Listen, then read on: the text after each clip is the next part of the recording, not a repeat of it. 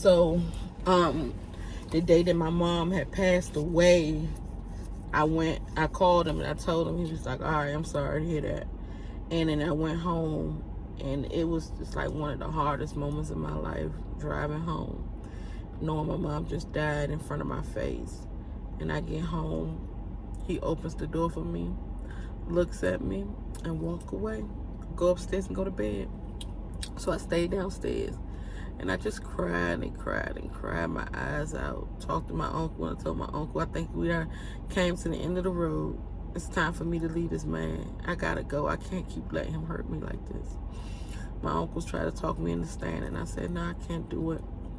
So that morning, I didn't go to sleep that night. So in the morning, I just knew I had to get to my uncle's ex-wife and have her help me with the obituary. So I was going up the steps. He was already coming down. He had already decided to leave me. He packed all his things, had his bags in his hand. Kevin, I just need you to stay one more day. One more day with me, because I need to go do the obituary. And, you know, I'm not going to be all day. I'm going to try to get it done as fast as I can. He said, I'm not fucking about to stay here today. You've been gone all week, and you want me to stay here today? I said, please, my mother just died. He said, I'm tired of hearing my mother just died bullshit. I'm leaving. My mother hadn't been dead for 24 hours yet. He packed up his shit and he left me. He was gone for 2 months until I begged him to come back home to me. So when I needed him, he wasn't even there to support me. I dealt with that death by myself. I don't even really think I mourned properly. I think it's just been distractions and just covering up since the time. Since it happened, I've just been covering up shit. So I couldn't think for the life of me, why would he leave me at a time like this? So of course, you know, he didn't come to the funeral. He never even called and checked on me. Then there was this time when, I know I'm not going to tell all these stories because I really get emotional when I tell my stories, because you would never think that somebody you love that much will hurt you so bad. But it was this one time I was in the tub, and he just came home. I had Diego. Diego was about to be 2 years old or something like that. And I was in the tub, and I was in so much pain. I mean, excruciating pain. And he had just came home. He was in the room, and I was telling him, I said, I'm in so much pain. I don't know what the fuck is going on with me. And he was like, yeah, all right. And he was just in the room doing whatever he was doing. So the phone rung, and my friend was on the phone. She had called me, just, you know, check on me. And the phone rung. And when the phone rung, he picked it up. While he was picking it up, somebody was knocking at her door, her boyfriend. And so she was yelling downstairs to ask her sister, who is that, L? So he thought she asked him, who is this, L? And he said, no, the fuck it ain't no L, and hung up on her. So he was like, you got your motherfucking friends calling me, asking me, am I another nigga? I was like, I don't know what you're talking about. I'm in the tub, and I'm sick, and I'm fucked up. He was like, man, all right, bye. I'm about to fucking leave you. Packed up his shit, and he left me. That day, I was having a miscarriage in my tub, and I didn't even know it. And I called him, and I told him, I don't give a fuck.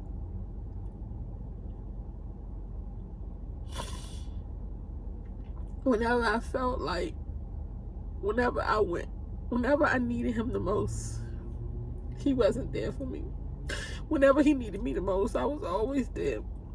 I was always there to have his back. I was always there for his every beck and call. From the slightest to the hardest things, I was there. When his father passed away, I actually paid for the funeral because I did his taxes and got him the money to pay for the funeral, even though he was dead. I tried my best to take care of his father when he was sick. You know, took custody of his son and everything. But when I needed him, I could not depend on him. And I don't want to tell all of my stories because I really want to put some in the book. I tried to commit suicide because I couldn't go through losing him. And when I did, he laughed at me, told me I was low. I was like, the lowest blow you can do is try to commit suicide. So the person I tried to commit suicide, but I didn't even give a fuck. He didn't come and check on me. He didn't even care at all. And then I told him that I had cancer. He said something smart when I was wishing death on his girlfriend and all that shit. He said something smart about that I wish death on him and how bad he hurt me. He said, you gonna die before me. Nothing ever moved him. Nothing. Me being sick at my lowest points, throwing up. I was carrying his baby and I got real sick. I had to go to the hospital and he talked to me so bad. Oh, I hope you lay there and die. I should leave your fucking stupid ass for all the shit you did. It was like I went through a lot of emotional, physical, mental abuse with this man for years. I mean years of it. And he never forgave me for when I got pregnant at 15. So he felt as though he was going to talk shit and treat me like shit forever. And then he said, just adding fuel to the fires when I would talk to other guys. But I have never talked to another guy when I was with him. Never. Ever. He never seen a fucking message or anything. He looked through everything. My WhatsApp, my Instagram, he got my Facebook, he got all my private information. He would see when I would talk to guys. He would laugh at me when guys wouldn't pay no attention to me.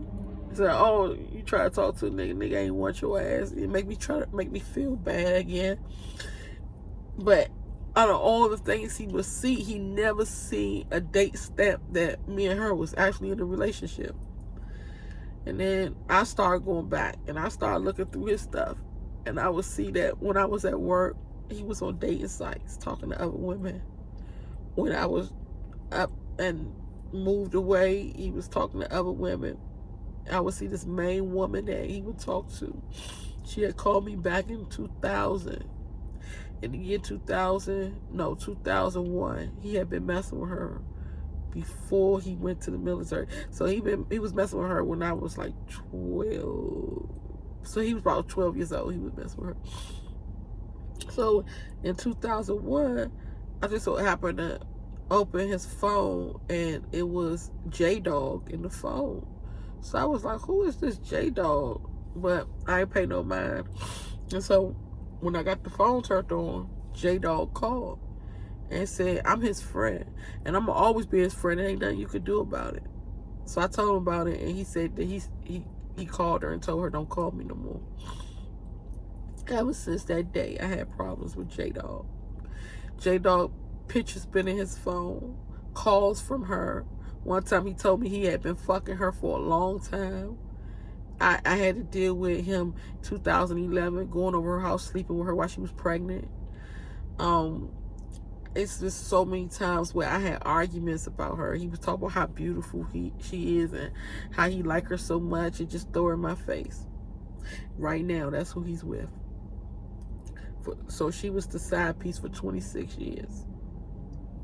He had been in and out. He had 1 foot in, 1 foot out of the door the whole entire marriage. So whenever we would break up, and he would break up with me over the dumbest stuff. And whenever he would break up with me, he would go with her.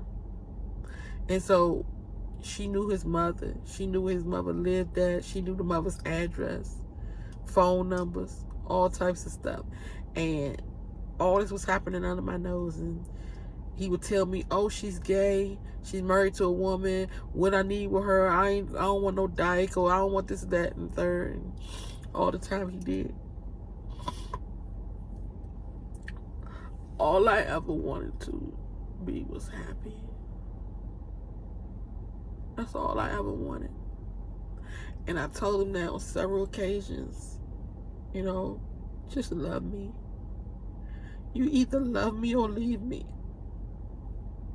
Just do that. And so he would always tell me, like, you sit here and you complain about being fucked up, being abused, and me not liking you, and me doing this and doing that. Why you keep coming back? I said, because you're the only person I ever had. Even though you wasn't shit. You was my shit. And that's all I knew. So I go back to my oppressor because that's what I'm comfortable at. That's what I know. Being with somebody since a teenager, you know? And so he was like, well, remember that you called me back. I'll never change. It's up to you to change. I want you to change, but I will never change. So if you call me back after I dogged you out, then you get what you get. He said, but one thing about it, I'll never call you back. That shit hurt. I told him so many times, you can hurt people with your words. You can really hurt people with your words. But I don't want to tell it all right now because I got a book to write. Just to get some type of clarity of it. I know the demise that I added to my relationship with talking to other guys when we would break up. Instead of sitting there and dealing with it. Because the moment that I sat there and dealt with it, I wanted to commit suicide because I couldn't take the pain. So I needed those distractions. But does that make me a bad person? Because I wanted to be loved, because I needed distractions, because I wanted to talk to other guys to help me with my problems. Like, it's easy for you to say that, oh, but you were still married, so talking to another guy, you basically cheating. But you don't know my story. You don't know my pain. You don't know what I went through. It was so hard for me. It was so hard for me. And I sat there and I dealt with it. Over and over and over again. I took it. So, that part, and the fact that whenever we would get back together, he would go through my stuff and he would find out that I was talking to another guy or whatnot, and then I would lie about it. I lied about it because I cared about his feelings. I didn't want to hurt him. I didn't want to throw a guy in his face. I never wanted to do that. So I would lie about not talking to the guy, or, you know, whatever I had to lie about just to down the situation so we wouldn't get in a fight. Because his fights could be real bad. He would fight me most of the time when I got a kid in my hand, knock my kid out of my hand or something like that. And I just got tired of being his punching bag. So I didn't want to do that. So I just try to avoid whatever the situation may be. So when he would talk about, oh, you was talking to this guy, but no, I wasn't, you know, because I didn't want to go down that road. So Life is like a box of chocolates. You never know what you're going to get. But I definitely want women to not put themselves in situations like this. I don't know how to tell you to face it, but I know you should face it. If you're in a situation like this, you should leave. Because at the end of the day, there's going to come a time when you're going to be at your lowest, and you might do something that you don't need to do. I realized that the day after I tried to kill myself, he asked me, "Would you try to kill yourself for?" And I said, "Because I can't live with the thought of losing you." And he said, "But you already lost me. So you did that shit for nothing." It was no checking on me. It was no, "I'm sorry to hear that." Just cussed me out. Told me I was stupid. Why would I do that in front of my kids? So imagine me ending my life for somebody who laughed at me when I did it. Somebody who laughed at me and tell me that was stupid. What would you do that for? I pulled myself together. I'm so much worth more than that. I sit here and cry over a man that has nothing to offer me. Nothing. No job. No money. He can't provide. He can't be a protector. Can't do nothing for me at all. At all. For me or his kids. And when we would break up, the kids are not a void. He don't care about them. He don't see them. He don't want to talk to them. They will have to call him in order for him to talk to them. Like, he literally dogged them out. Like they anything. Take care of other people's kids. Go out with other people's kids, have fun, and don't even see his. And I know he get that from his mother, because she the same way with my kids.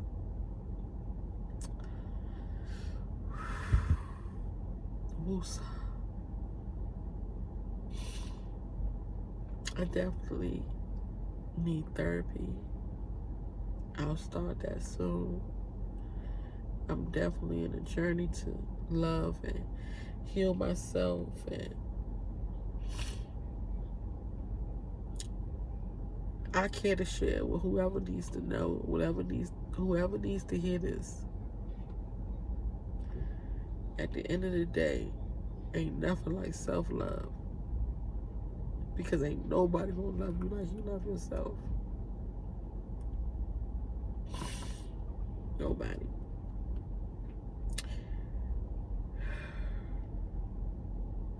It's just so much that I can share, but I don't want to put everything here, because it was a long journey, and it's gonna take a long time to put all that on the book, put all that out, the story, and tell the stories about what happened here, there, and everywhere.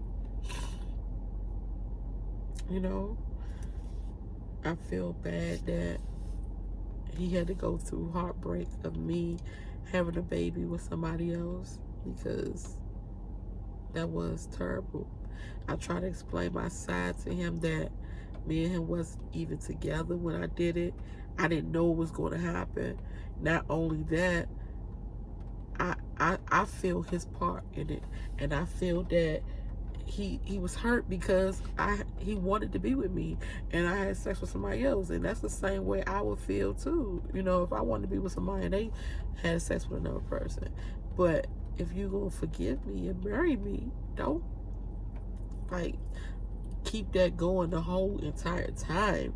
Don't blame me for it. Do not forgive me and keep throwing it in my face every day. But I heard about this baby every day. It got to the point where I got so numb about it. I was like, okay, okay. And I was being so selfish, just worrying about how he was treating me, that I didn't even care to understand why he felt the way he felt at that point, you know? But I understand the way he felt now. But I also understand that I tried to make it up to him on several occasions. I tried to take care of him. I tried to give him more kids. I tried to, whatever I could possibly do, because one thing I couldn't change was the fact that I had a baby. I couldn't throw my son away. I couldn't change that. So I tried to give him what I could. I try to love him, you know, to show him I love you no matter what, unconditionally. Still to this day, I love him no matter what. No matter what all this stuff he did to me, I still love him. But I do know my worth, and I know I don't deserve that.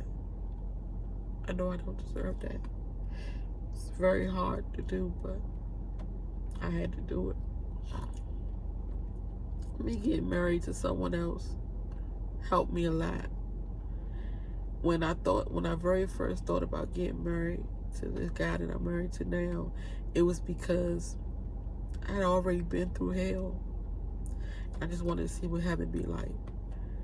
I've seen everybody else so happy and blissful and in their marriage, and the stuff that, just normal stuff that husbands would do for their wives, I wasn't even getting. You know? Just compliments, you know? Just open the door for me. Just buy me something special. Pay a bill or two, you know? And I wasn't getting that at home, and I'm like, damn, I want to see what that feels like. And when I met my husband, we was in Africa. I had to pay like $120,000 to move to Africa. And I wanted to go live my best life. And I wasn't even supposed to go with him. Go with Kevin, you know, to go to Africa.